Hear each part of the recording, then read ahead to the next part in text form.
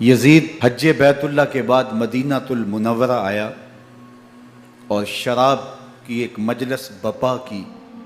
حضرت امام حسین رضی اللہ تعالی عنہ جب وہاں پہنچے تو شراب کی پھیلی ہوئی بدبو کو محسوس کرتے ہوئے فرمایا، یہ بو کیسی ہے؟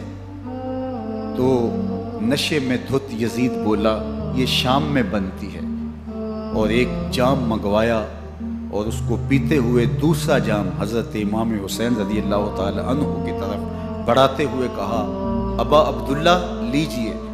تو حضرت امام حسین رضی اللہ تعالی عنہ نے فرمایا، میں اس کی طرف دیکھتا بھی نہیں ہوں، اور پھر وہ عشقی اشعار پڑھنے لگا۔ جب یزید کی شراب نوشی کا منظر امام حسین رضی اللہ تعالی عنہ اپنی آنکھوں سے دیکھ چکے تھے تو مجھے بتاؤ یزید کے ہاتھ پہ امام حسین کا پاک ہاتھ کیسے آتا؟ حضرت امام حسین رضی اللہ تعالی عنہ جس ماحول میں پلے تھے، جس ماحول میں پرورش پائی تھی، جس ماحول میں رہے تھے، وہ پاکیزہ اور تقدس ماحول تھا۔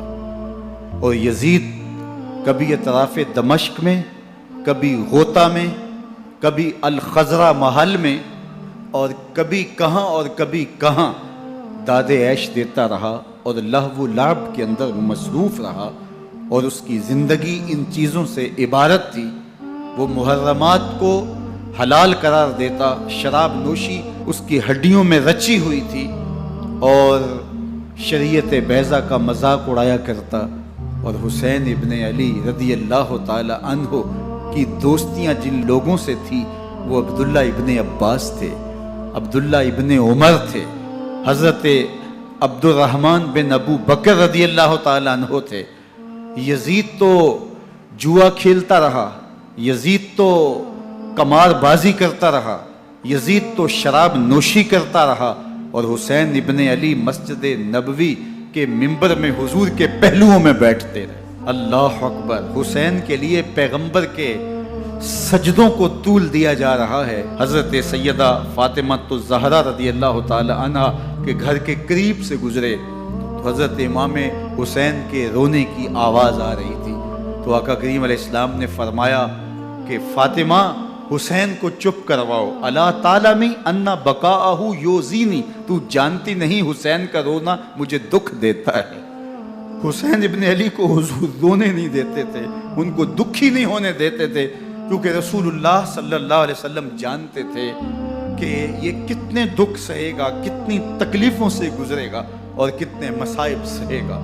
زمانے نے وہ گھڑیاں بھی دیکھی کہ حضرت حذیفہ بن یمان رضی اللہ تعالی عنہ فرماتے ہیں کہ میں حضور کی خدمت میں نماز مغرب کی ادائیگی کے لیے حاضر ہوا، اور میں نے یہ اجازت خاص طور پہ اپنی ماں سے اس شرط پہ لی تھی کہ امی آپ مجھے اجازت دیں، میں حضور کی خدمت میں حاضر ہوتا ہوں، مغرب کی نماز بھی ادا کروں گا، اور پھر حضور سے عرض کروں گا حضور میرے لیے اور میری ماں کے لیے بخشش کی دعا کر دیجئے۔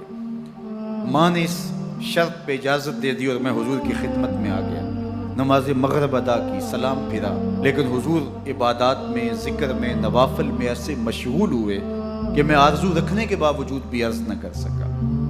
خیر، نماز عشاء کا وقت ہوا، اذان پکاری گئی، حضور مصلی پہ آئے، نماز پڑھی، سلام پھرا، اور حضور اٹھے اور کاشانہ اقدس کی طرف چل دیے۔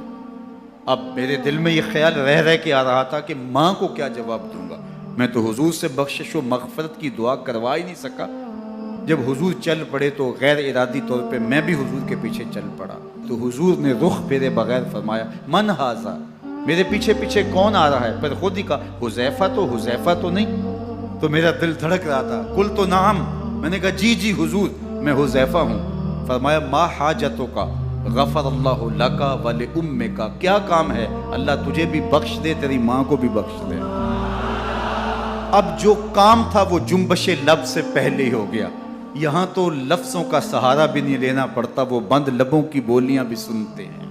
اقبال بولا ہے، فروغت صبح آثار و دہور، چشم تو بینندائے ما فی الصدور، تیری نظر تو سینوں کے چھپے راز بھی دیکھتی۔ تو کہا، ما حاجتوں کا غفر اللہ لک ولامک، اللہ تجھے بخش دے، تیری ماں کی بھی مغفرت کر دے، کیا کام ہے؟ اب جو کام تھا وہ تو ہو گیا۔ تو میرے حضور نے ارشاد فرمایا حذیفہ سنو، ابھی ابھی ایک فرشتہ آیا ہے جو اس سے قبل دھرتی پر پہلے کبھی نہیں آیا، آج پہلی مرتبہ اللہ سے اجازت لے کے 2 کام کرنے آیا ہے۔ ایک تو مجھے سلام کرنے آیا ہے، اور دوسرا خوشخبری دینے آیا ہے کہ آپ کی بیٹی فاطمہ جنتی عورتوں کی سردار ہے، اور حسن اور حسین جنتی جوانوں کے سردار۔